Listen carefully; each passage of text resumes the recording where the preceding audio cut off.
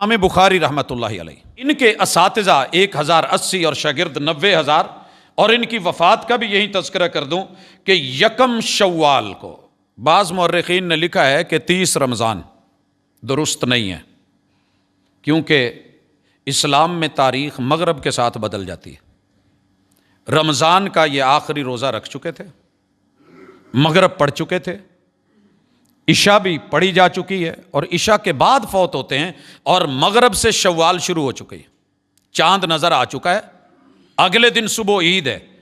तो दिन को तारीख नहीं, इस्लाम में पहले रात आती है, या 12 बजे से तारीख नहीं शुरू होती।